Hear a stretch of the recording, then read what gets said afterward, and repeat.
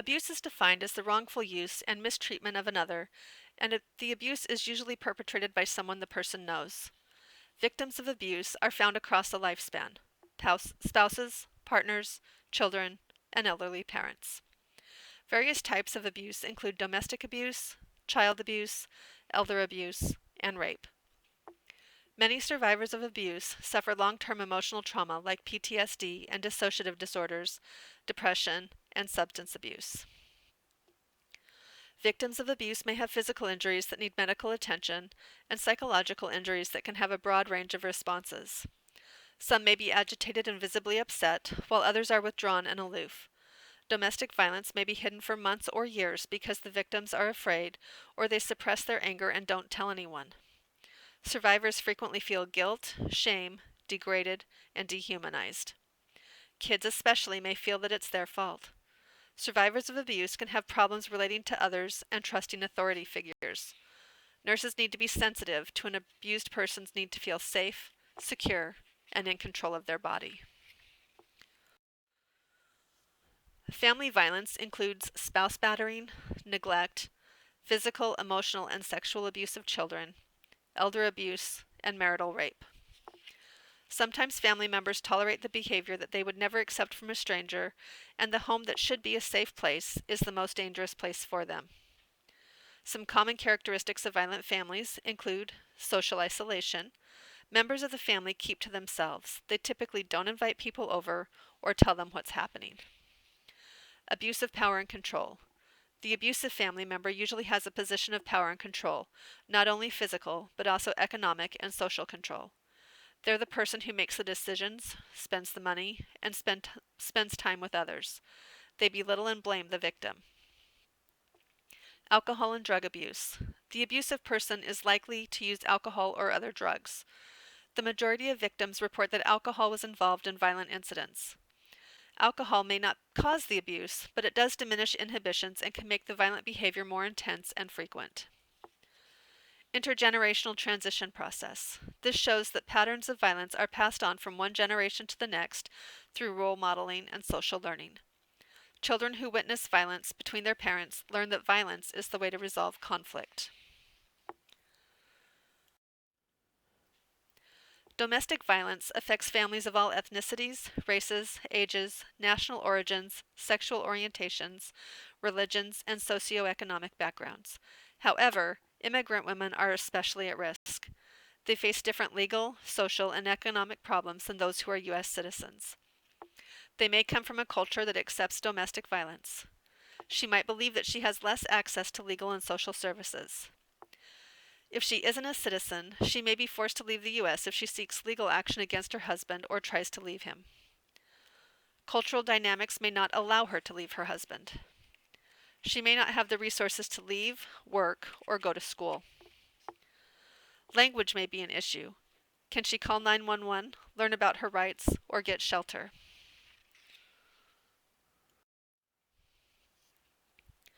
Intimate partner violence is the mistreatment or misuse of a person by another in the context of an emotionally intimate relationship. Spouses, partners, boyfriends, girlfriends, etc. The abuse can be emotional or psychological, physical, sexual, or a combination. Psychological abuse is name-calling, belittling, screaming, yelling, destroying property, threatening, refusing to talk to the person, or ignoring them. Physical violence is shoving, pushing, battering, choking. It can involve broken bones, internal bleeding, brain damage, etc. Sexual abuse includes assault during sexual relations, biting the nipples, pulling hair, slapping, and rape. 24 people a minute are victims of intimate partner violence in the United States. Victims are primarily women, and many experience more than one episode of violence in a year. 15 to 25% of pregnant women experience violence during pregnancy.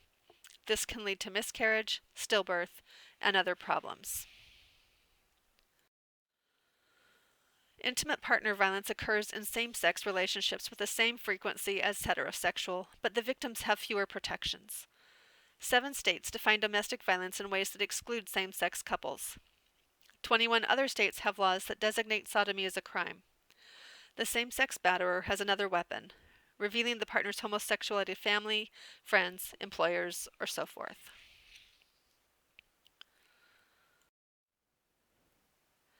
An abusive husband often feels that his wife belongs to him and can become increasingly violent if she shows any sign of independence, like getting a job or threatening to leave. The abuser usually has strong feelings of inadequacy, low self-esteem, poor problem-solving skills, and poor social skills. He is usually emotionally immature, needy, irrationally jealous, and possessive. The victim is usually dependent personally and financially and may see herself as unable to function without her husband. She frequently also has low self-esteem and internalizes the criticism and believes that she's to blame. She may also fear her husband, that he will kill her if she tries to leave. Women have a 75% greater chance of being killed when leaving an abusive relationship than those who stay. The typical pattern of violence begins with the initial episode of violent behavior, then regret where the husband apologizes and promises it will never happen again. They may profess their love, buy flowers, take them out to dinner, and so forth. This is also called the honeymoon period. Then the tension building phase consists of arguments, complaints from the husband, and it ends in another violent attack, and the cycle starts over. Initially, the honeymoon phase may last for some time, but over time, the attacks become more frequent. The period of remorse can disappear completely, and the severity of injuries gets worse.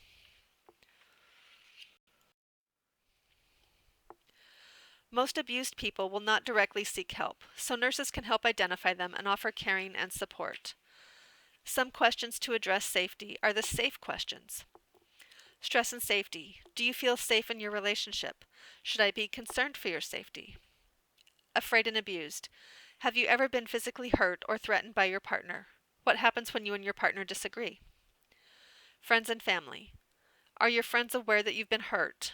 Does your family know about the abuse? Emergency plan. Do you have a safe place to go and the resources you need to get there? If you're in danger now, would you like help locating a shelter? Something to be aware of as the nurse is to make sure you're asking these questions with the victim alone. Don't ask in front of the partner as they may be too scared to answer.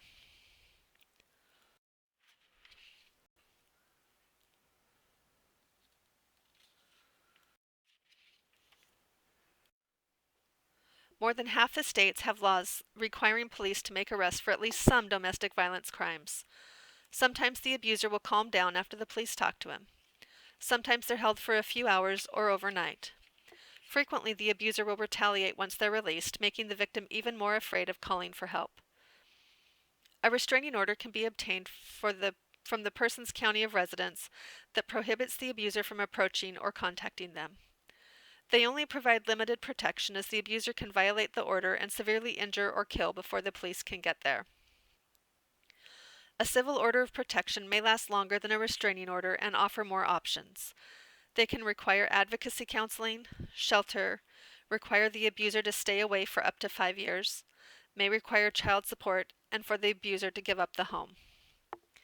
Shelters can provide temporary housing and food for abused women and children who leave. Shelters might be crowded, and they may have waiting lists, and they are temporary. Therapy can help with the emotional and psychological injuries from abuse.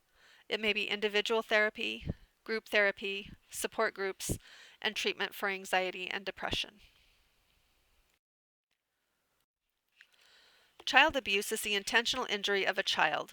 It can include physical abuse, neglect, failure to prevent harm, failure to provide adequate physical or emotional care, abandonment, sexual assault or intrusion, torture, or maiming. Sexual abuse involves sexual acts performed by an adult on a child younger than 18 years old. Neglect is malicious or ignorant withholding of physical, emotional, or educational necessities for the child's well-being. Psychological abuse includes verbal assaults, blaming, screaming, or name-calling. In 2013, 678,932 victims of child abuse and neglect were reported to Child Protective Services. 27% were under 3. About 1,520 died from abuse and neglect in 2013. About 75% are father-daughter incest. Parents who abuse their children often have minimal parenting knowledge and skills. They may be emotionally or financially unable to meet the need of the child. They may be emotionally immature, needy, and unable to meet their own needs. They may view the child as their property. There's also a tendency to raise their children the way they were raised, so if the adults were victims of child abuse, they may now be the abuser and continue the cycle of family violence. Identification is important, and nurses are in a key role. Some things to watch for: fractures, burns, or lacerations with no reported history of trauma. A delay in seeking treatment for a significant injury. History that is inconsistent with the severity of the injury. Inconsistencies or changes in the child's history during the evaluation. Unusual injuries for the child's age or level of development. A high incidence of UTIs, bruised, red, or swollen genitalia, tears or bruising of the rectum or vagina. Evidence of old injuries that were not reported, scars, untreated fractures, and multiple bruises. Nurses are responsible for reporting suspected child abuse, not to determine whether or not it occurred. The first step of treatment is to make sure the child is safe, which may mean removing the child from the home, which is also traumatic. A psychiatric evaluation may be done to help the child deal with the trauma of abuse. Treatment may also involve play therapy and family therapy. Parents may be required to undergo psychiatric or substance abuse treatment. Foster services may be needed if the child isn't able to return home right away. Elder abuse is the maltreatment of older adults by family members or others in a caregiver role.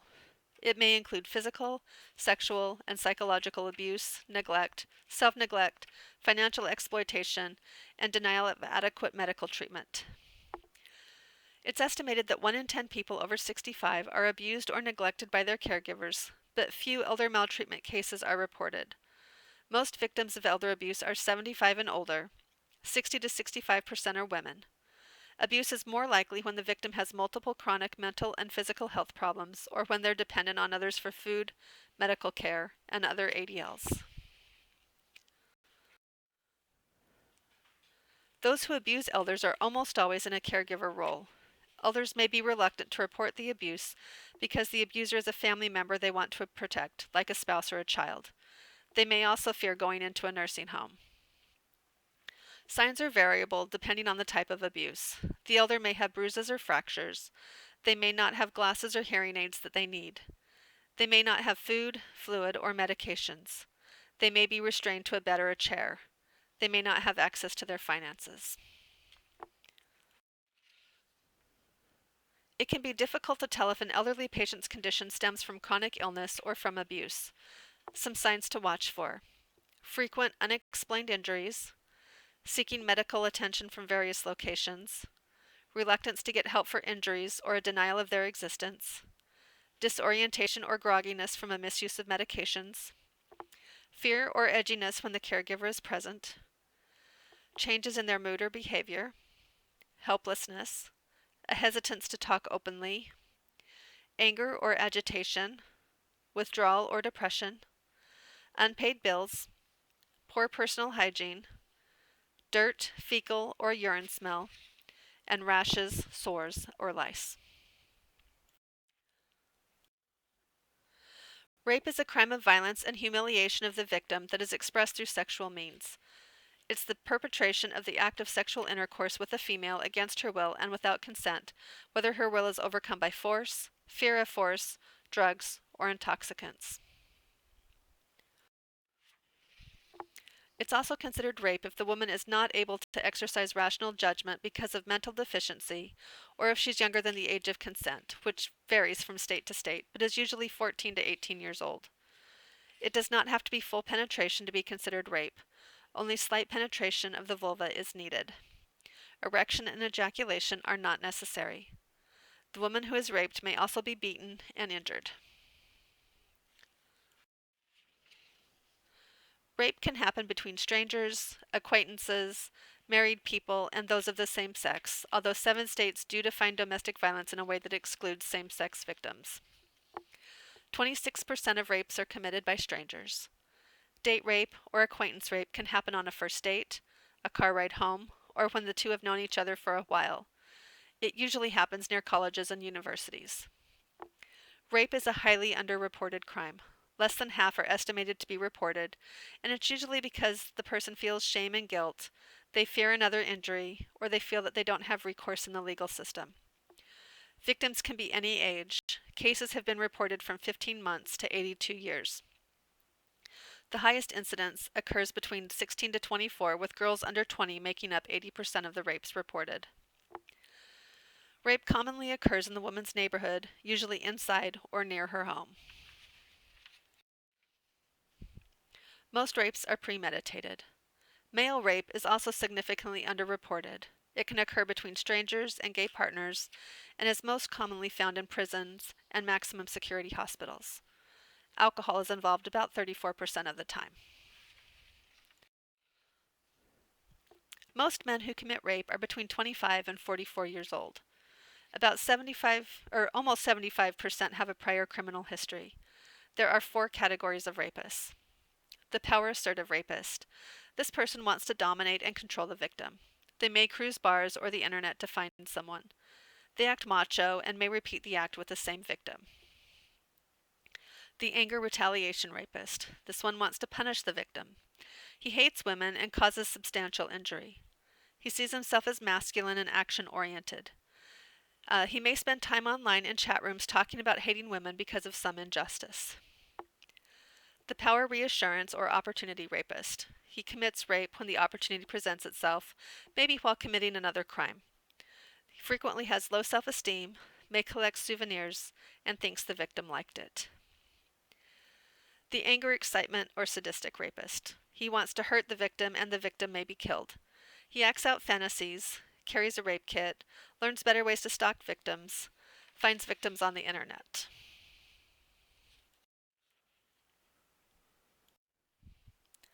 The feminist theory proposes that women have historically served as objects of aggression, dating back to when women and children were considered the property of men.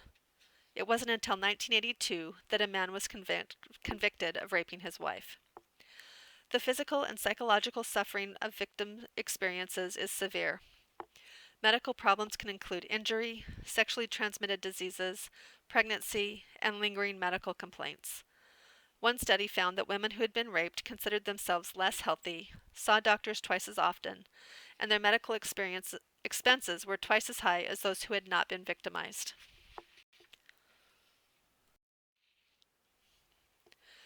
Victims of rape may experience fear, helplessness, shock, disbelief, guilt, humiliation, and embarrassment.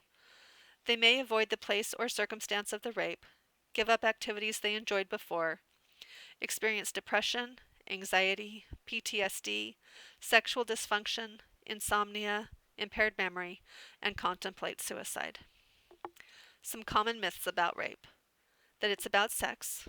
Women who dress provocatively are asking for trouble. Once a man is aroused, he can't control his actions. Walking alone at night is an invitation for rape. Rape can't happen between married people. Rape is exciting for some women. Rape usually happens between strangers.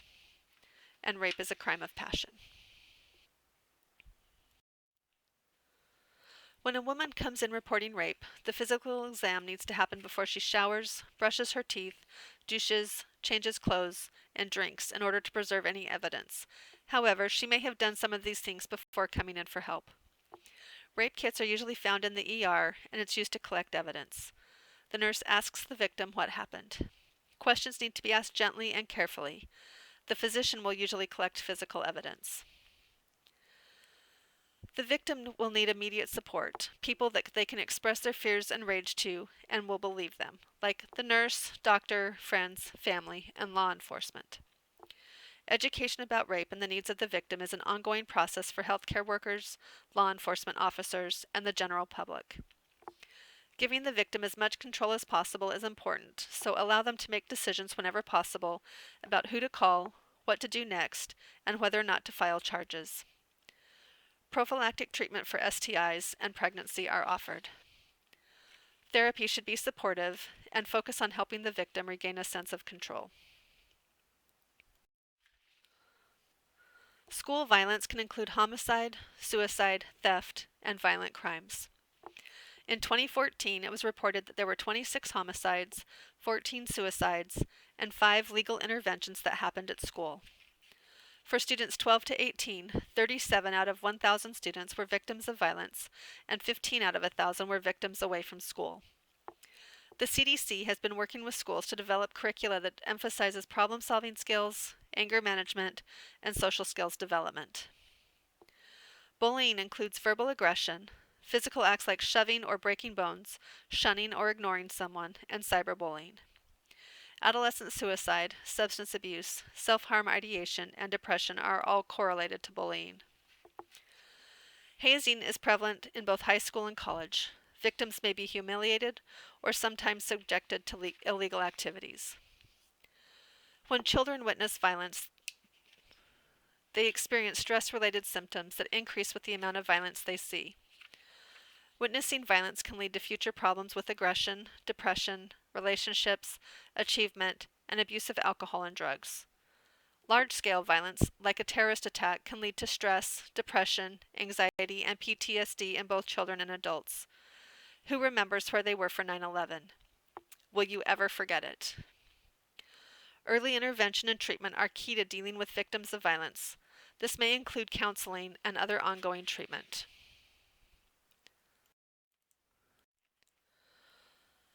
Become comfortable asking difficult questions to screen everyone for abuse.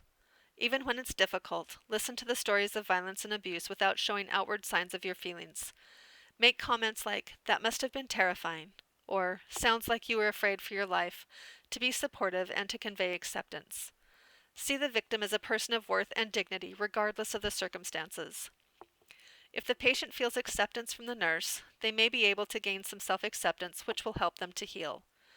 Nurses with a personal history of abuse or trauma may need professional help to deal with their own issues before trying to help others.